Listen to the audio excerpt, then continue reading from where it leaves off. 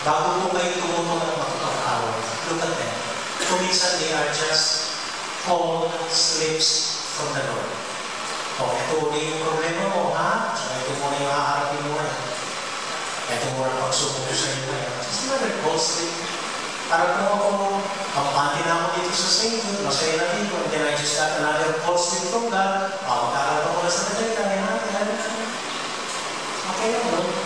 Just another cold slip from the Lord. Nawala ko yung cancer, and then nag-recur, kumalat ako sa ibang bahagi ng internal organs. And the next time I saw them, payat ako, naka-mask na, and then nakatungkod na, at the ordination of Father Ken in Bacolod. I approached her, and I asked her, Direk, kumusta na po? Paano po ninyo kinalabanan ang cancer ninyo? Stage 3 na po. Then sabi niya, Direk, ay nakaan, wala ito. And correction, hindi po dinalabanan ang cancer ko. Kinakaibigan ko ang cancer ko. I am not fighting cancer, I am befriending my cancer.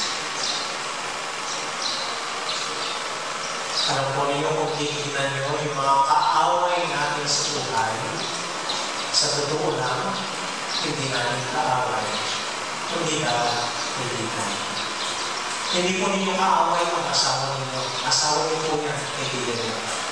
Hindi niyo po kaaway ang mga anak ninyo. Anak niyo yan, kaibigan niyo yan. Hindi po ninyo kaaway ang kapitbahay ninyo. Kaibigan po ninyo. At lalo hindi niyo kaaway ang Diyos.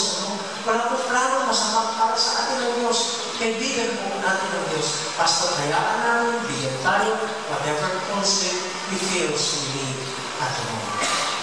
So bago po magtanong at mag-alit sa mga tanong natin, kaibigan ang mga tanong natin. Amen? Amen. And then stage 4.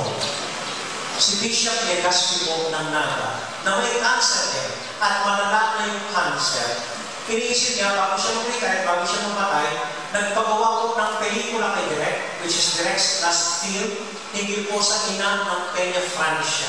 Ikaw ang pag-ibig. Hindi po yata napalabas din yung pelikula nito. So, after Direk finished the film, ito po yung ginagawa. Nung natapos ni Direk yung pelikula about Our Lady of Peña Francia, si Archbishop Legazpi biglang lumakas at gumaling. Si Direk, grabe ang cancer. So the last time I saw her was during the preview of that movie, Ina. At talaga pong payat na si Direk. Talaga may takip na yung mukha at halos po hindi na makalakad. And then I approached her quietly and asked her, Direk, kumusta na po? Yung stage 4. Sabi niya sa akin, ay ako, wala ito. Ang feeling ko ngayon, sabi niya, parang inaanyayahan ako ng mahal na ina na tumayo sa tabi niya at maghintay tumingin sa Panginoon na nag-alay ng buhay para sa atin sa krus. I am ready now. She was at peace and she was at peace. Kuminsan po sa mga maraming tanong natin sa buhay, sabi ko, kailangan lang po i-aral at agapin mula sa Diyos. After that, I didn't hear from Direk. Talaga po bedridden na. Hindi na po makausap at sa text na. And I told you about this 2 weeks ago, just 2 weeks ago. Suddenly, Direk texted me. Ako, sabi niya, masaya-masaya ako. The doctor cleared me. Hindi na ako magkikemo at tapos na. Masaya-masaya ako. Ang basa ko po dun sa text niya na sinabi ko sa inyo, clear na sa si Direk at gumaling. At sinabi ko po ito sa inyo at nagpapalakpakan kayo. And then when I heard just last Monday she died, I looked at her text, mali po ang basa ko. I misinterpreted it. What Direk was most probably telling me, I am cleared to go. Para po nasa airport, kinlear na para pwede nang lumipad. And with that, she died this morning. I am clear. At naniniwala po ako, ito ang maaaring kahulugan ng Panginoon. Go sell everything. Clear everything sa buhay natin.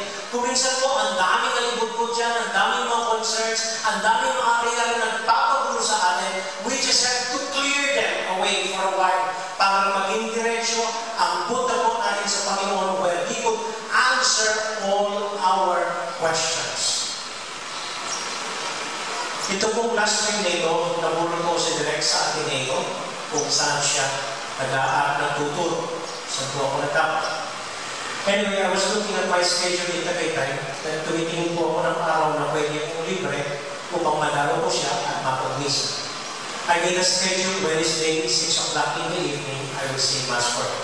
Wala po akong klase ng hapon, I will leave at 3 o'clock, given 3 hours, 6 o'clock na sa atin po. Kasi dadaan ng C5, if you're familiar with that, C5, Eastwood, Tiendesitas, traffic po yun. Tapos dadaan ng Katipunan, labasan ng mga estudyante ng Miriam, Ateneo, UP, traffic yung time na yun, labasan sa opisina. So natin ko, alis ako ng 3 o'clock, 6 o'clock, manawa. Nandun na. Bigla po sinabi ng director namin, may klase kami ng Wednesday. Natapos po yung klase namin, 4 o'clock. Nakalabas ako ng classroom, 4 quarter. At nakasakay po ako sa sakyan, at may time to usapan ng driver, buti na lang po, hindi pa siya umalis na yung usapan namin 3. So siguro po nakaalis kami ng galing sa Tagaytay, 4:20 o 4:25. Sabi ko po sa kanya, imposible na tayo makarating sa Ateneo ng 6 o'clock. Anyway, Father, nandito na tayo, which is fine. At mula po Tagaytay, ako'y nagdaraan. Lahat ng sasakyan madaan namin clearing for us. Di ko alam, basta they're clearing the road for us. Hanggang kung dumaan kami sa C5, tumatabi lahat ng sasakyan. Nang dumaan kami sa Eastwood, dumaan 4 o'clock, 5 o'clock, traffic na yun. Wala akong traffic. Dire-diretso ko yung Ateneo. And I was at Ateneo, 4:25, I was at Ateneo, 5 to 6. Pero sinasabi ko, later ko na lang na-realize, when we were on our way home, sinasalubong mo namin yung traffic papunta sa Ateneo, hindi gumagalaw. Para direct, clear the way for me, para I could offer the Mass. Ito pong sinasabi ko kung minsan, well, hindi ka naman siguro sell everything. We also need the things to clear right now. But sometimes we just have to clear the way. Itabi muna ang lahat. Matuto tayo, isang tabi ang lahat upang maging diretsyo ang daan patungo sa Panginoon and where He would answer all our questions. May isa pa pong nilalaro nangyari kagabi. Siguro po maliit na 3 taon na o 4 na taon na, hindi na po kami nagsasama-sama kaming 3 sa Men of Life. Si Bishop po, naging obispo. Ako po na-assign kung saan-saan, napunta kung saan-saan. Tapos si Father Leo, nagka-stroke. Grabe po yung pagka-stroke. At was really difficult. Then, kahapon po, kagabi, they told me, we will do an episode for Direk. And the 3 of us, after 4 years, nagsama-sama po ulit, pagkamatay ni Direk, again, clearing the way for us to be united and to work things for the Lord and His Word. Sa marami pong tanong natin sa buhay, sa mga marami natin complain sa buhay, bago po tayo makipag-away, bago tayo magsentimento sa Panginoon, bago po tayo mawala ng pag-asa, siguro we could do the 4 stages na naranasan ni Direk. 1, look for a meaning, look for a purpose sa mga tanong po ninyo. Okay? And then 2, consider it as just a different call slip from the Lord. And then 3, befriend your questions. And 4, clear the way and offer everything to the Lord, where He will answer all our questions. Amen.